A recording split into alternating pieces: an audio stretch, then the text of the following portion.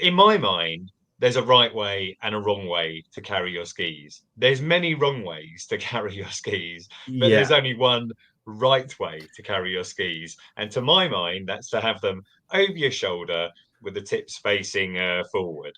Now, I wondered if you had a view on that and if you would care to demonstrate on video if you do have It any ma- tips there. People make this so complicated carrying skis. So that is a great way to carry them. I bet you don't carry them like that in a lift line. So there are various ways to carry them. You know, if you're walking through a busy crowd of people swinging around with skis on your shoulder, hitting everybody in the head, you're not going to be that popular. So you have to be aware of where you are and who and what are around you. There's a trick to that.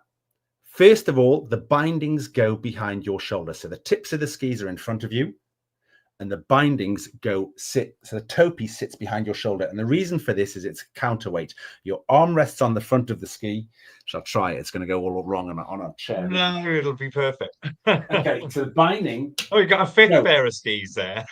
there's more on the floor. So on the camera, I'm pointing at the brakes where the brakes interlock on the side of the ski, and you'll see that one brake sits in front of the other brake. So the furthest most brake goes on the top when you carry them, and that's to stop that top ski sliding forward. If you do it like the wrong way, so the brake on the front, that ski can just slide out the way. So the furthest most brake of the pair, the one that's interlocked, goes on the top, skis over your shoulder, so the toe piece is by your shoulder, and your arm just rests on the front of the ski. So you can hold your poles there, or you have your poles in the other hand and use them for balance, etc. Now, to my mind, that is the perfect demonstration there. And to those of you who aren't watching on YouTube, how managed to do all of that without even standing up? He just leaned over backwards, picked Yeah, I the don't have skis up anybody off stood the behind me, floor, thankfully. and put them over his shoulder. To me, I am.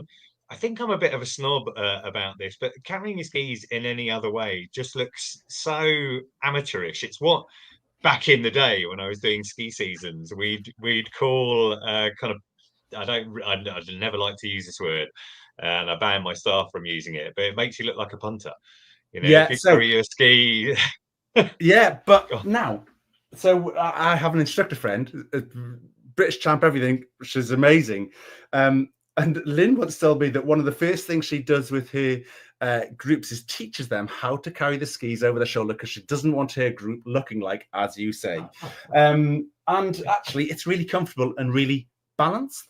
Now, just a little bit. Obviously, we spoke about the little tip with the brakes. With your poles, often poles have a little notch in the basket, so the poles can. Where's the other one gone? Clip together like that, so that when you're carrying them or when you're walking with your poles in one hand, they are still fastened together. So that makes it easier. Get rid of that prop. But my wife cannot carry skis over her shoulder. She finds it really uncomfortable, painful, and she doesn't like it. So the other way that you can carry them.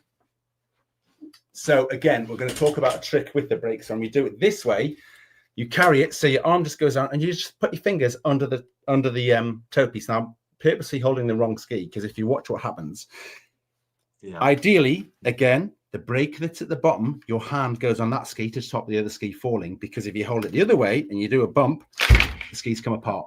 Yeah, yeah. and that's. I mean, Yeah? it's kind of Just think obvious. about You'd think yeah, that but people don't think side of about it. it. But the other beauty Yeah. that I have to move a lot of skis about in testing, tens, maybe hundreds of pairs. So I can put one finger under one binding and I can carry another ski beside it. Wow. So if you've got to carry this kid skis around, this is a great way to carry them.